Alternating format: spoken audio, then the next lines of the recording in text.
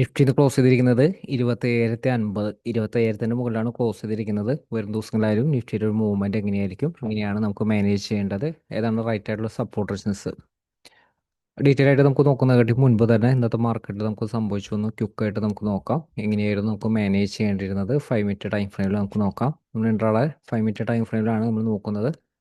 നമ്മൾ നിഫ്റ്റിനെ കുറിച്ച് പറഞ്ഞിരിക്കുന്നത് ശ്രദ്ധിക്കുക. നിഫ്റ്റിക്ക് കൂടുതൽ ബൈക്കാണ് കൂടുതൽ സാധ്യത. വളരെ സ്ട്രോങ് ആയിട്ടുള്ള സപ്പോർട്ട് ലെവലുകളുണ്ട്. അപ്പോൾ അതുകൊണ്ട് തന്നെ നമുക്കൊരു രണ്ട് റെസിസ്റ്റൻസുകൾ മുകളിലോട്ടോ താഴോട്ടോ ബ്രേക്ക് ചെയ്താൽ ഇവിടെ കൺജസ്റ്റഡ് ആയിട്ടുള്ള സപ്പോർട്ട് റെസിസ്റ്റൻസ് ലെവലുകളാണ് നമ്മളിവിടെ നൽകിയിരിക്കുന്നത്. കാരണം വളരെ സ്ട്രോങ് ആയിട്ടുള്ള ഒരു ലെവലാണ്. അപ്പോൾ അതുകൊണ്ടാണ് നമ്മൾ ഈ ഒരു ലെവലിൻ്റെ താഴെയാണ് കൂടുതൽ ഷോർട്ട്സ് തന്നെ കൂടുതൽ ഇമ്പോർട്ടൻ്റ് നൽകേണ്ടത്. എന്നിരുന്നാലും ഇതിൻ്റെ താഴെ നിലനിർത്തിയാലും പിന്നെ ലോവർ ലെവൽ ഈ ഒരു ലെവലാണ് സ്ട്രോങ് സപ്പോർട്ട് വരുന്നത്.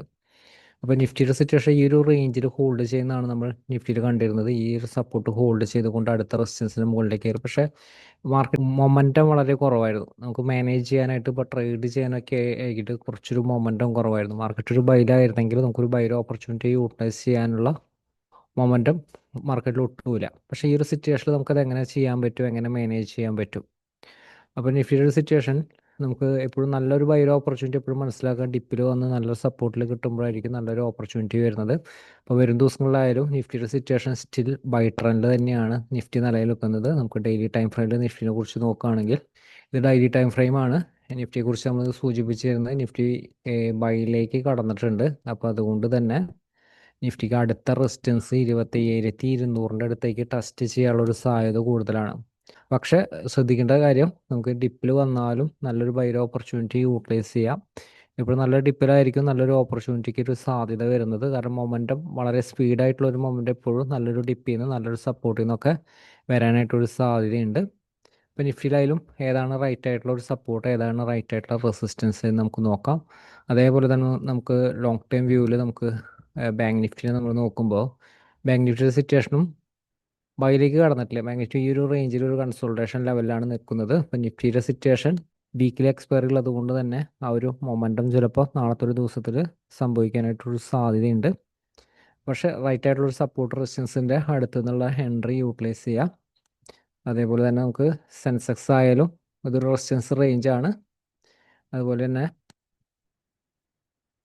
IT ഇൻഡെക്സിൻ്റെ സിറ്റുവേഷൻ നോക്കുകയാണെങ്കിൽ IT ഇൻഡെക്സ് ഒരു ബൈയിലേക്ക് കടന്നിട്ടുണ്ട്.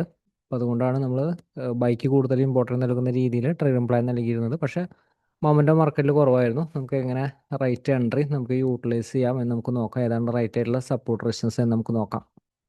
വരും ദിവസങ്ങളായാലും നിഫ്റ്റിയുടെ സിറ്റുവേഷൻ നോക്കാം. അതിന് മുൻപ് തന്നെയായിട്ട് ഇന്നത്തെ മാർക്കറ്റിൽ ഒന്ന് സംഭവിച്ചു നോക്കാം. ഇന്നത്തെ മാർക്കറ്റിൽ നിഫ്റ്റി ഈ ഒരു സപ്പോർട്ട് റേഞ്ച് ഹോൾഡ് ചെയ്ത് ഓരോ റെസിസ്റ്റൻസിൻ്റെ മുകളിലേക്കും സ്ട്രോങ് ആയിട്ടൊരു അപ്പ് മൊമെൻ്റ് ആണ്. മാർക്കറ്റിലൊരു ഷോർട്ട് കവറിങ് വരുന്നതാണ് ഈ ഒരു മൊമെൻറ്റം. ഇത് ടാർഗറ്റ് വരെ അച്ചീവ് ചെയ്യും.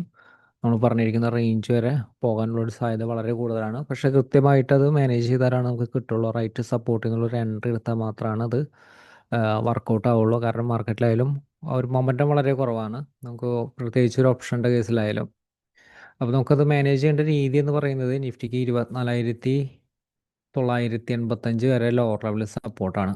24,985 ഹോൾഡ് ചെയ്തുകൊണ്ട് നമുക്ക് 25,000 മുകളിൽ ബൈ ഓപ്പർച്യൂണിറ്റി കിട്ടിക്കഴിഞ്ഞാൽ ഈ ബൈ ഓപ്പർച്യൂണിറ്റിക്ക് മൊമെൻറ്റത്തിന് സാധ്യതയുണ്ട്.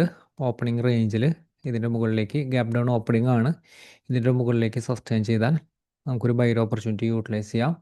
റെസിസ്റ്റൻസ് 27,103 അപ്പോൾ ഈ ഒരു ലെവൽ വരെയുള്ള ഒരു മൊമെൻറ്റം മാർക്കറ്റിൽ എക്സ്പെക്റ്റ് ചെയ്യാൻ പറ്റും. അപ്പോൾ അതിന് ശേഷമുള്ള ഒരു റെസിസ്റ്റൻസ് 25,200 താഴെയാണ്. 25,182 182. അതേപോലെ തന്നെ 25,210 എടുത്താൽ മതി. 210 മുകളിൽ പോയാലും 182 താഴെ. ഇവിടെ നമ്മൾ തൊട്ടടുത്ത് രണ്ട് സപ്പോർട്ട് റെസിസ്റ്റൻസ് നൽകുമ്പോൾ പ്രത്യേകം ശ്രദ്ധിക്കുക, ഇതിൻ്റെ താഴത്തേക്ക് സസ്റ്റെയിൻ ചെയ്യണം.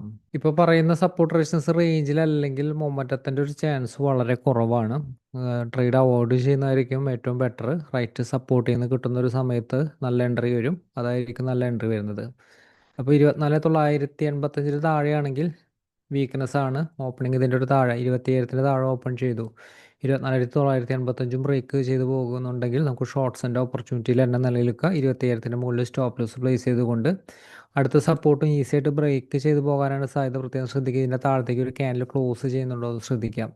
24,955 താഴത്തേക്ക് ഷോർട്ട് സെൽ വീണ്ടും ആക്റ്റീവ് ആണെങ്കിൽ 24,920 ഇതാണ് സപ്പോർട്ട് വരിക. പക്ഷെ നമുക്ക് ബൈലാണെങ്കിൽ നമുക്ക് in case gap down opening ആണ്, ബൈർ ഓപ്പർച്യൂണിറ്റി ആണെങ്കിൽ ഗ്യാപ് ഡൗൺ ഓപ്പണിംഗ് ഈ റെസിസ്റ്റൻസിന് മുകളിലേക്ക് സസ്റ്റെയിൻ ചെയ്തു, ബൈർ ഓപ്പർച്യൂണിറ്റി യൂട്ടിലൈസ് ചെയ്യാം. ഈ റെസിസ്റ്റൻസിന് മുകളിലേക്ക് സസ്റ്റെയിൻ ചെയ്ത് പോകുന്നു. ഇങ്ങനത്തെ ഒരു സിറ്റുവേഷൻ ആണെങ്കിലാണ് നമുക്കൊരു മൊമെൻ്റ് ഉള്ളൊരു മാർക്കറ്റിന് ഒരു സാധ്യത. അല്ലെങ്കിൽ ഓരോ സപ്പോർട്ടും താഴത്തേക്ക് ജസ്റ്റ് ഒരു 5 മിനിറ്റ് കാലിലാണ് പറയുന്നത്, സപ്പോർട്ടിൻ്റെ ഒരു താഴത്തേക്ക് ബ്രേക്ക് ചെയ്ത് പോവുകയാണെങ്കിൽ നമുക്ക് ബൈർ ഓപ്പർച്യൂണിറ്റി യൂട്ടിലൈസ് ചെയ്യരുത്.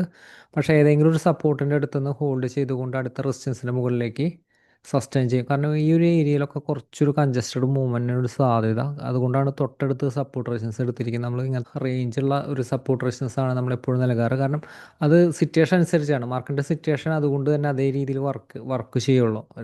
ഇൻ കേസ് വലിയൊരു ഗ്യാപ് ഡൗൺ ഓപ്പണിംഗ് ആയാലും അടുത്ത റെസിസ്റ്റൻസിൻ്റെ മുകളിലേക്ക് സസ്റ്റെയിൻ ചെയ്താലാണ് ഇത് വർക്ക് ചെയ്യുന്നത്. അതായത് ലോവർ ലെവല് 24,845 വരെ സ്ട്രോങ് സപ്പോർട്ടാണ്. അപ്പോൾ ഇതനുസരിച്ച് മാനേജ് ചെയ്യുക. 845 ഹോൾഡ് ചെയ്തുകൊണ്ട് 24,870 മുകളിലേക്ക് സസ്റ്റെയിൻ ചെയ്താൽ നമുക്ക് ബൈ ഓപ്പർച്യൂണിറ്റി യൂട്ടിലൈസ് ചെയ്യാം.